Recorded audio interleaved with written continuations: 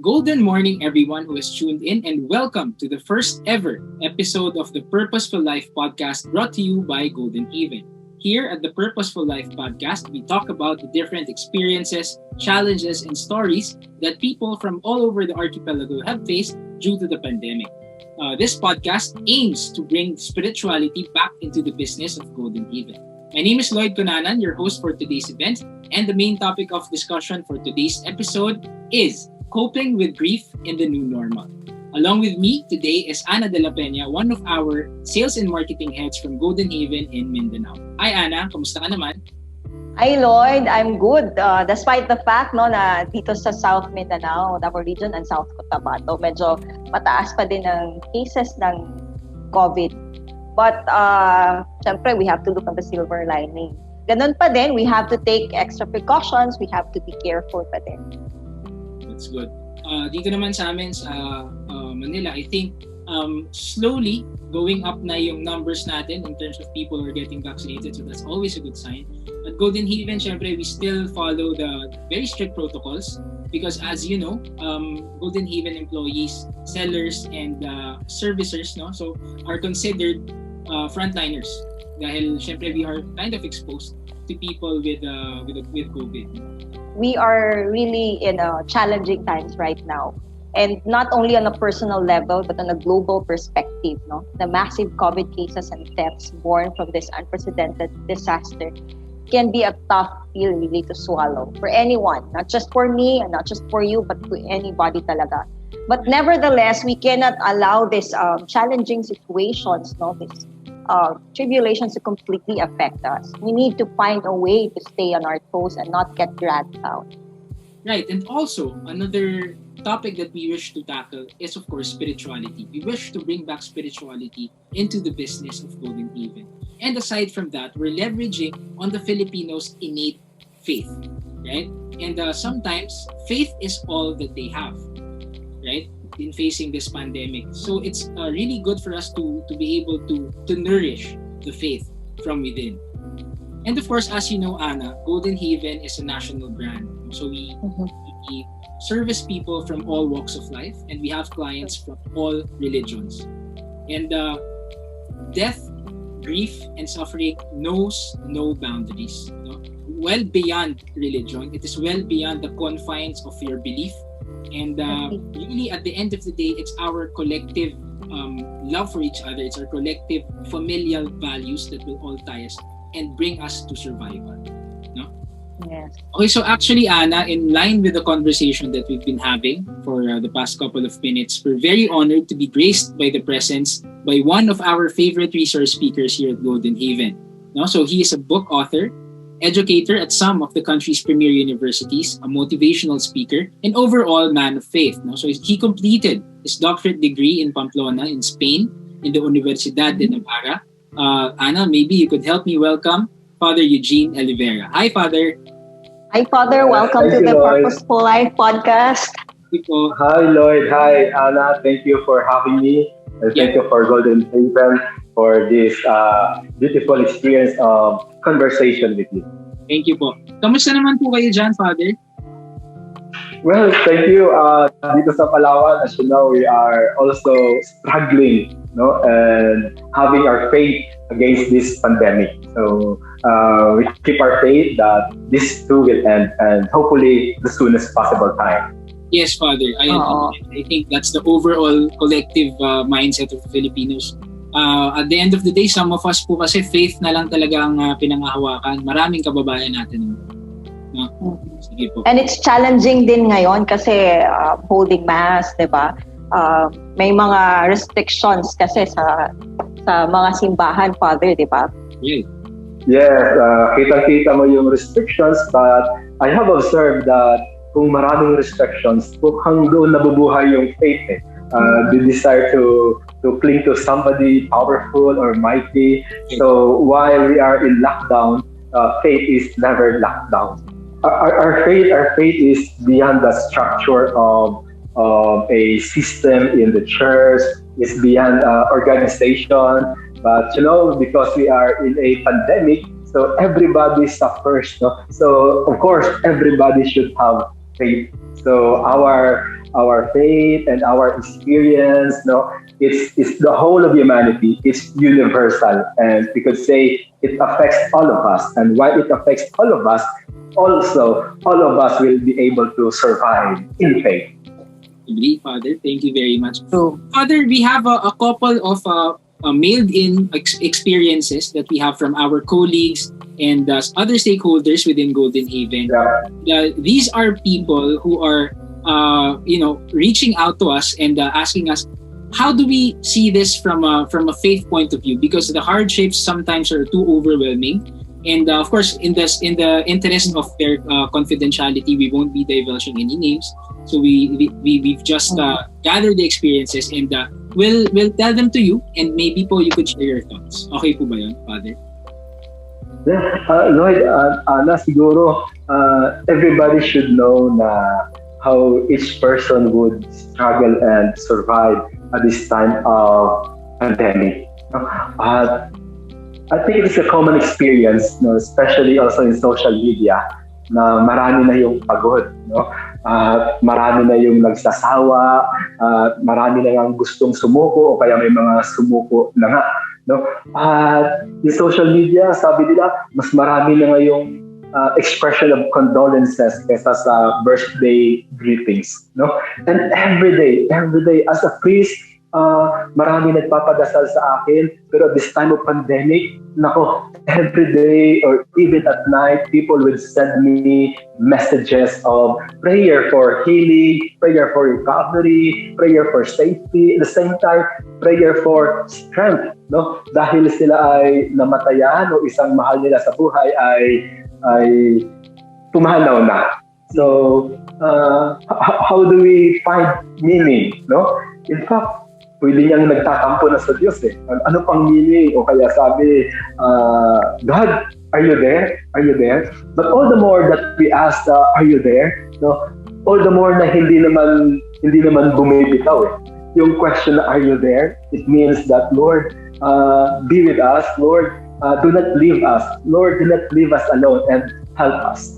And while the situation could be dim, no, at maraming pains and losses, no? We have to balance kasi marami namang stories of inspiration, stories of heroes, no? Stories of frontliners, no? Na willing to sacrifice for the sake of others. And I know in Golden Haven, you could be considered as frontliners, no?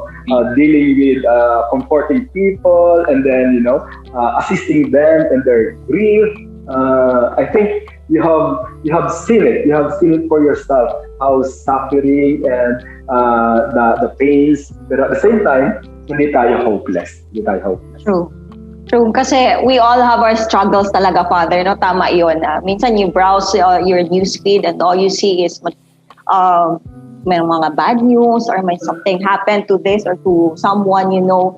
But tama, maganda yung sinabi ni Father na while there are a lot of stories about struggles, because of those struggles also, we see those opportunities na may mga people na helping those in struggle, di ba? Nakikita natin yung mga heroes, nakikita natin yung mga good side of the people because of those struggles din. Kasi nakikita natin yung mga handang tumulong sa panahon ng when you're down. Yeah, Anna and Lloyd, we have to be specific about it. No, from all walks of life, no, an experience of a family, no, serving as medical practitioners, sila yung frontliners, no, sacrificing their time and even yung buwis-buhay, pero sila pa yung tinamaan, no, a family of doctors, sila pa yung tinamaan. How will you comfort them? How will you embrace them in a period na dapat hindi embrace kundi social distancing diba? And the pain of dying alone, no? Yung mahal mo sa buhay, matagal mo inalagaan, tapos here comes COVID. And after COVID, the protocol would tell you, no, you don't have to touch, you don't have to visit the hospital. And then what? In the end, unfortunately, ashes na siya. So, diba, death is cruel. All the more this time of pandemic, parang higit pa sa pagiging cruel. If I may add also, I have a friend, priest, no? Ito siyang pare o frontliner din, nagbibisita sa mga may sakit sa hospital, but he got COVID. And you know what happened? He died alone. No? What broke our hearts that this priest, kung yung mga may sakit, binibisita niya, yung dying, comfort niya, pero yung siya na, yung time niya na to die, he was alone. Yeah. So it's very challenging. Of course, no, if we may further the conversation, what is the lesson of this pandemic? Coronavirus, no, has educated us and has enlightened us and made us realize of the reality of death. Yes. We are facing death, no? Hindi natin alam no? But no, it is best to prepare for death. Mm-hmm. People were made to realize talaga, no, during this time of pandemic, Father Lloyd, na death really is a reality. Yeah, especially ang Filipino culture and Filipino side, na kapag pinag-usapan ay kamatayan, parang morbid, parang ayaw tanggapin, no? Kaya nga no, even the way we describe death in Filipino, parang ayaw natin tanggapin na katapusan yun. Ang sinasabi natin, pumanaw na, sumakabilang buhay. Passed away. Parang iba nga, may joke pa na nakalimutang huminga, yung ganito. So, all these things ay parang binabaliwala natin yung realidad. So, kaya takot tayong harapin ang realidad ng kamatayan. Agree, Father. For most of our countrymen, or even myself, no, parang death was the last thing in all our minds. But then the pandemic came, and everyone was this close to experiencing it, and it became a harsh reality for most. That of course, being prepared is really paramount at this time of age, no. So parang it's not really so much about being prepared financially or being prepared. It's being prepared materialistically, but also being prepared spiritually and mentally and emotionally, even then. In all aspects. Yes. We call it holistic or integral. No, kulang yung ating paghahanda kung it's just monetary. Kulang yung ating paghahanda if it is only physical, emotional, psychological. No. In the end, no, faith would embrace us. No, kakayanin natin to.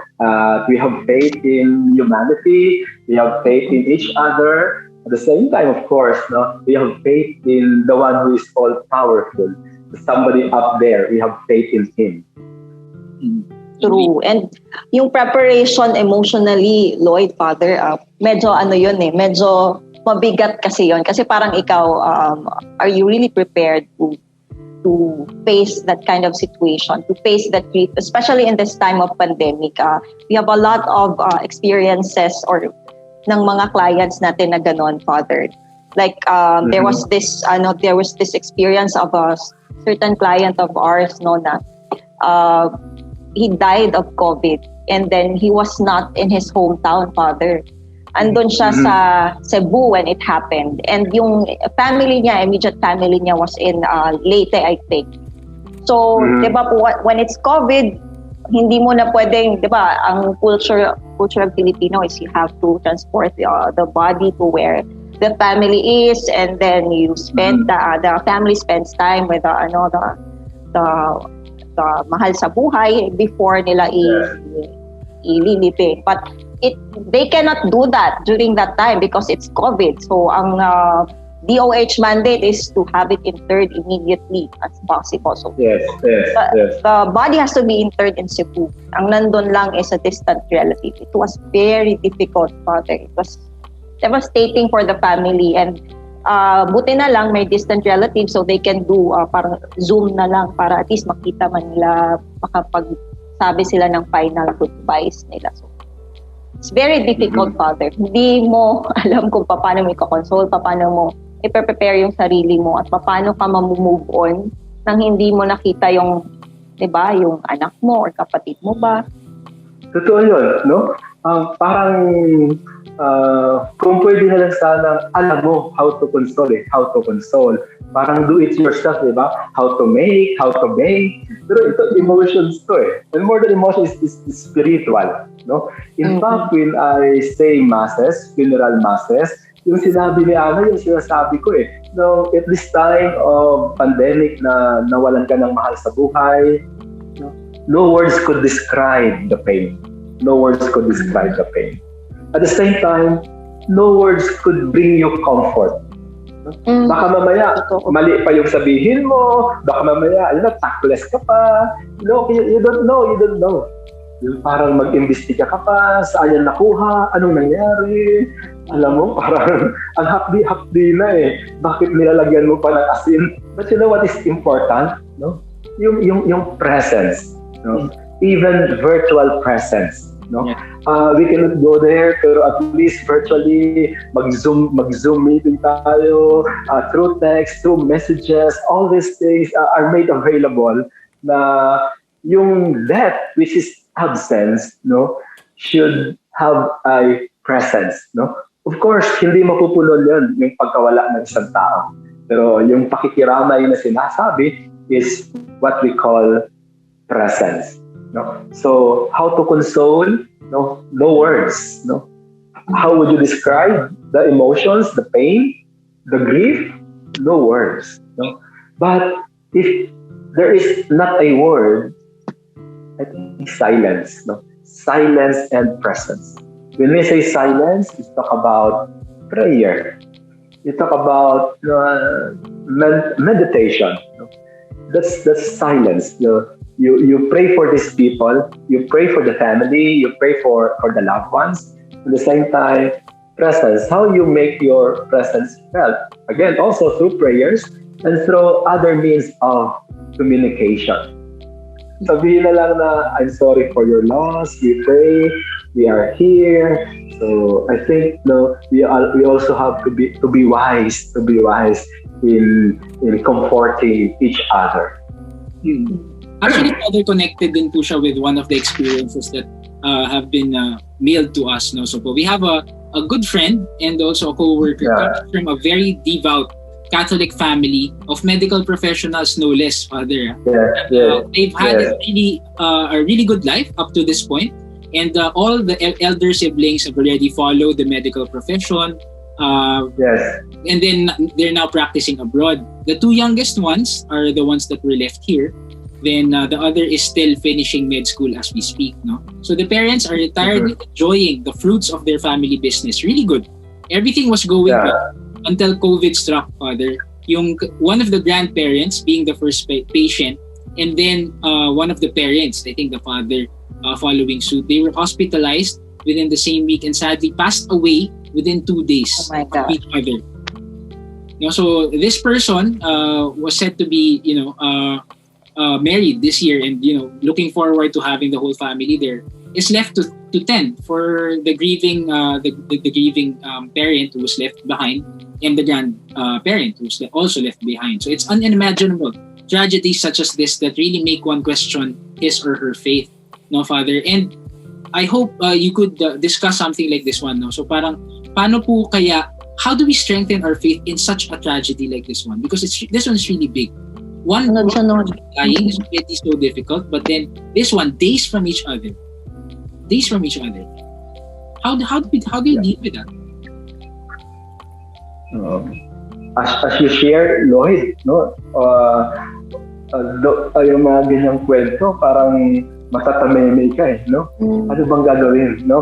But I have listened to people na patong-patong ang pagsubok, no? What was the expression? Lord, please, tama na. Enough. Parang sobra-sobra naman to, Lord, ang binibigay niya sa amin. No? Or, pwedeng sabihin pa, naging mabuting tao naman kami. Naglilingkod naman kami. Naging maayos naman kami sa aming profession. And as you said, a devout Catholic family. And then of course, hindi lang sila. Ako rin, may plano ako Then suddenly, nawala yung plano. May kasal sana.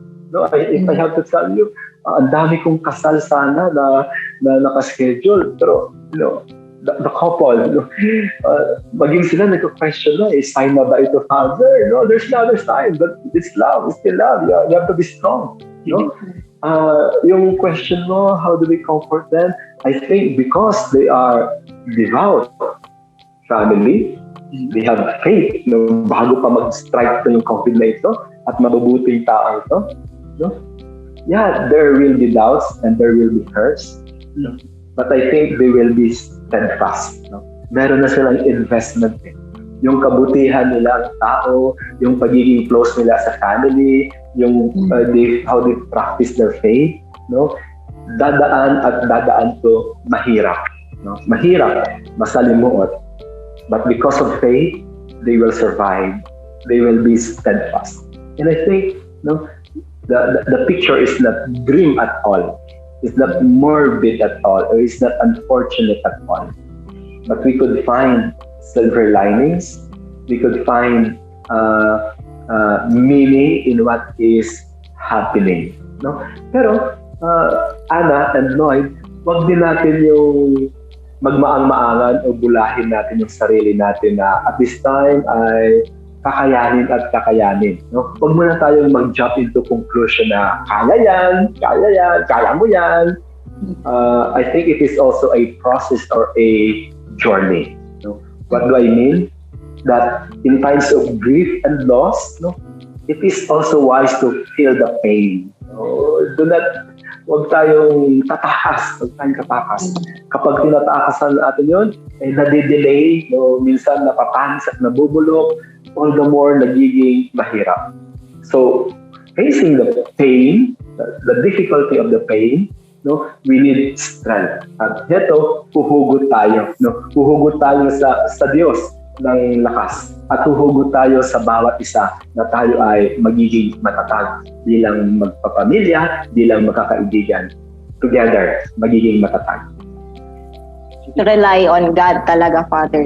Actually, kaya ako natanong kasi when my father died a few years back, he was sick na for 4 years. But yung after he died, I was still questioning myself, did I do something or did I miss something kaya hindi ko na-prepare ang self ko. Alam kong mamamatay yung father ko, but bakit ganun pa din ka-painful? So, meron ba akong hindi tinake na prayer? Meron ba akong miss out? And there were a lot of regrets in my mind and in my heart. So, at least, it's normal. The answer talaga is to rely on God.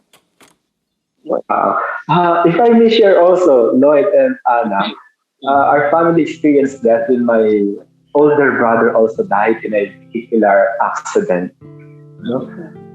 Was it painful then?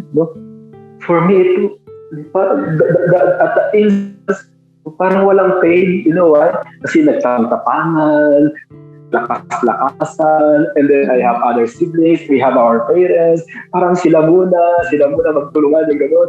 Then ako, seminarista ako noon, ako yung magpakalakas, ako yung mag-comfort sa inyo. To the point na hindi ko natingnan na ako pala ay meron ding kalungkutan. Ako din pala ay kailangang umiyak. So eventually, I was able to embrace the pain. I was also able to accept the loss. Wala na kaming kuya. Nakakahiya nga when you talk about process and journey, hindi naman to isang buwan lang Hindi naman to isang bukas makalawa. Hindi mo alam kung kailan ka makaka-move on Hindi mo alam kung kailan mo ma-accept If I may count, after 3 years ko, na-realize, na-accept. And when there was acceptance, I embraced the pain, I embraced the loneliness, and then the reality, the acceptance. You know what I had? Freedom. Ang gaan-gaan sa kalooban.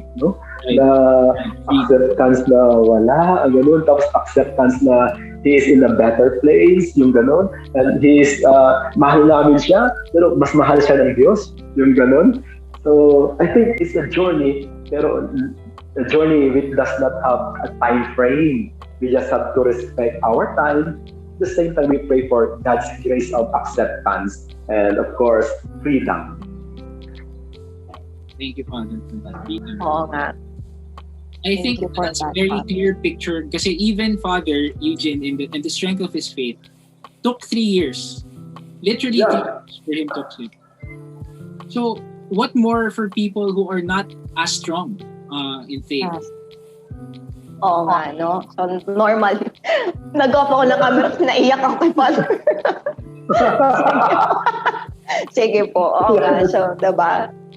We really have to rely on God and we have to acknowledge the fact that we are human, that humans tayo, and we are weak and we cannot do it alone. If I may add, Anna and Lloyd, while we rely on God, we also have to have each other. No, this is not a solitary journey. No, ikaw lang kinikimkim mo, iniisip mo. No. Find a friend. Find a friend, a very good friend, a trusted friend. Yung talk it out, na kahit nakakasawa, sige, kwento ka lang ng kwento. It would come as a sort of a therapy. No? So it is also a grace from God to find a true friend who would comfort you, who would be there for you, to understand you, to listen to you. Yeah. Thank you, Father. That hit so close to home. Let's try to talk about I was also wondering this one, Father, kasi Anna, I think you have an experience to share, kasi this one most of the experiences that we've had kasi that we've heard of here at Golden Haven are more of the client's perspective, kasi syempre po sila po yung mga nagpapa-memorial services sa amin, and we get their experiences, but also, as you mentioned kanina, our agents, our sellers, Golden Haven employees in general are very much frontliners as well kasi we're exposed. Yeah. Diba po? This was an experience po by our sellers, no? Kasi nga, they're frontliners, they face people, and much as they want to stay in their houses lang, that it cannot be avoided talaga that they need to face clients talaga, especially if for booking, for sales na, kasi that's their bread and butter din, Father. So siguro in their line of work na expose sila, and then what happened to that certain seller of ours is that she was confined to the hospital for months actually, but then they weren't expecting that it's COVID, Father, and then it happened na it was discovered that it was COVID, and then naging critical na yung situation, and the family could no longer visit the seller. So parang ang hirap ng sitwasyon na parang dapat ako yung nag-a-assist sa client ko. Ina-assist ko lang siya para bumili, and then here comes ikaw na yung nandun sa situation. And it ended hindi ko naman masabing badly, it ended to death. And the family could no longer say their goodbyes to the seller. Yun yung challenge, no? At hindi lang challenge, difficulty. But we have to rise to the occasion. No? Hindi mo tatalikuran na yung profession mo. Ako bilang pare, in times of crisis, baka all the more needed ka. Yung inyong seller sa Golden Haven, all the more na kailangan ka ng tao. You rise to the occasion na ipagkakait mo ba ito? At yun yung kabalintunaan no? Ang kabalintunaan na naghahanap buhay ka para sa iyong pamilya. No? Okay, kung para sa akin, okay yun. Pero after ko makipag-usap sa client, para to sa aking pamilya. Pero uuwi ka sa iyong pamilya. And then, look what happened, no? Yung ikabubuhay mo ay sa kasamang palad, unfortunately, you were exposed, no? You were infected. And not only what you're infected, you have infected others also, no? Looking beyond the human situation, look at the sacrifice of the seller. No? Look at the sacrifice of the one willing to be generous for the sake of the family. No? Again, what do we have and what do we need? Faith. No? Faith. Para sa atin, it is unfortunate. No? It is unfortunate. Indeed, it is unfortunate. But Hindi ba gano'n naman yung heroism na tinatawag? No? No, you are willing to suffer, you are willing to sacrifice. In the end, you are willing to give up your life for the sake of others, for the sake of your loved ones. Medyo masakit. Medyo napakalungkot. No? But, of course, in the eyes of faith, no? Lagi natin sinasabi ngayon, job well done. Lagi natin sinasabi, rest now. No? At hindi tayo pababayaan ng Diyos, maging yung ating nakamahal sa buhay. Siguro yun yung Father, no? Faith ang magandang baon ng mga sellers. Kasi madami talaga sa kanila may ganyang fear. In fact, merong iba nagpo-post na yung about to meet a client and then naka-full PPE kasi alam nilang may bago lang namatay din, di ba? But parang pupunta ka sa battlefield each time lalabas ka to meet a client. But wala kang magagawa because hindi naman pwedeng huminto din ang buhay. So, maganda po yun. Yes. Tama. Faith talaga ang babaunin mo, no? Pag labas mo ng bahay mo. In fact, the best PPE is faith, no? Tama. Best PPE nga, faith. I think. I could identify with you kasi ako nag-imisa, di ba, sa funeral. Oo nga. Ikaw nga, diba? Father. Yes. So bago mag-misa yun, talagang katakot-takot din na dasal, kahit anong pang alcohol, ipaligo mo, in the end, you have to pray. You just have to pray. Right.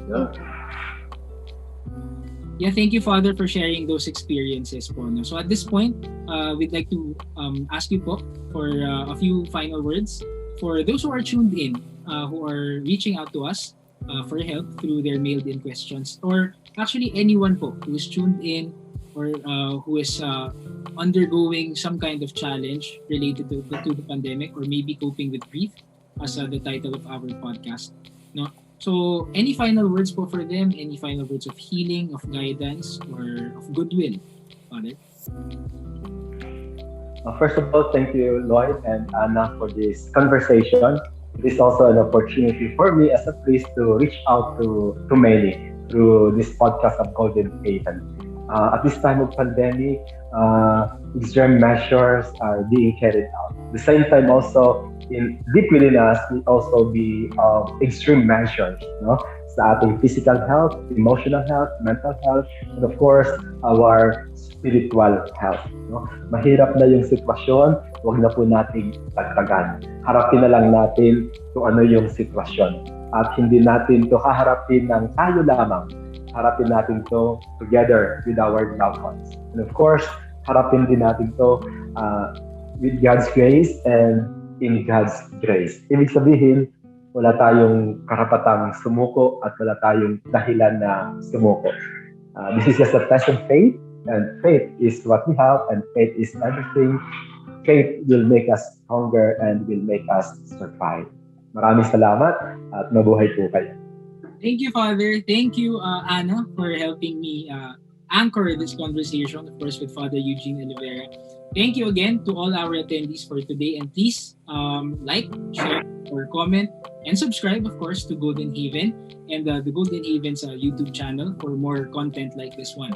We promise to be giving you more of the Golden Haven, the Purposeful Life podcast by Golden Haven, and more, of course, of Father Eugene Oliveira in the future.